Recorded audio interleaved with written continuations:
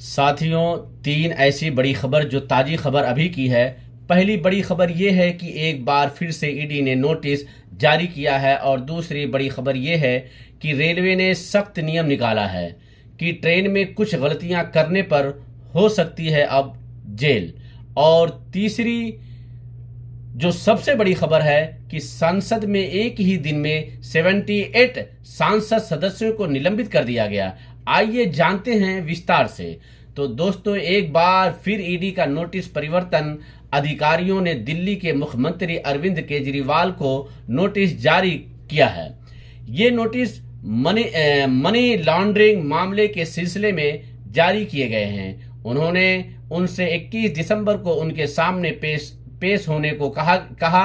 उन्होंने ईडी अधिकारियों को स्पष्टीकरण दिया कि भले ही 2 नवंबर को नोटिस जारी किया गया था, लेकिन वो उपस्थित नहीं हो सके क्योंकि उन्हें उस समय चुनाव अभियान में भाग लेना था 21 तारीख को शामिल होने के लिए। लेकिन इस बार एक बार फिर नोटिस जारी किया गया है कि इस मामले में आम आदमी पार्टी के नेता मनीष सिसोदिया और संजय सिंह को गिरफ्तार किया गया है। ऐसे में क्या केजरीवाल इस महीने की 21 तारीख को ईडी के सामने पेश होंगे या ये देखना बाकी है। इस बार अगर केजरीवाल मौजूद नहीं रहे तो ईडी क्या करेगी। दूसरी सबसे बड़ी खबर कि रेलवे नियम, ट्रेन में ये गलतियां करने पर हो सकती है जेल। साथियों, यात्रियों की सुरक्षित यात्रा को ध्यान में रखते हुए रेलवे ने कई नियम बनाए हैं। इन नियमों का उल्लंघन करने पर भारी जुर्माना या सजा का प्रावधान है। बिना अनुमति के रेलवे परिसर में सामान बेचना किसी के लिए भी अपराध है। ऐसे में भारतीय रेलवे धारा 144 के तहत कार्रवाई कर सकता है। दोषी पाए जाने पर 1 वर्ष का कारावास और 2000 रुपए का जुर्माना लगेगा। कई बार लोगों को अपनी सीट छोड़कर दूसरे डिब्बे में यात्रा करते देखा जाता है। इससे कई परेशानियां होती हैं। ऐसे मामलों में रेलवे अधिनियम के अनुसार कार्रवाई की जा सकती है और लंबी दूरी के किराए के भुगतान के साथ 250 रुपए का जुर्माना लगाया जा सकता है। रेलवे टिकट केवल पंजीकृत काउंटरों या अधिकृत एजेंटों के माध्यम से बेचे जाते हैं। बिना अनुमति के यात्रियों को टिकट बेचने पर 10,000 रुपए जुर्माना, धारा 143 के तहत 3 साल की सजा।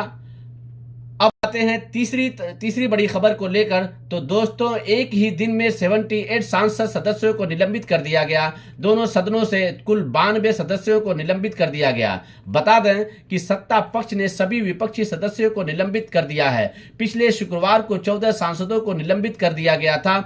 स्पीकर ओम बिरला ने आज 78 सदस्यों को निलंबित करने का फैसला लिया।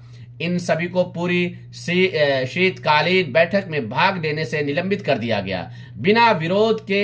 इसका मतलब है कि शीतकालीन बैठकें बिना विरोध के होंगी। लेकिन पिछले कुछ दिनों से विपक्षी नेता इस बात पर जोर दे रहे हैं कि संसद में हालिया हमले पर चर्चा होनी चाहिए कि गृह मंत्री इस पर जवाब मांग रहे हैं। संसद में सुरक्षा पर चर्चा पर जोर देने पर स्पीकर ओम बिरला ने बड़ी संख्या में सदस्यों को निलंबित कर दिया।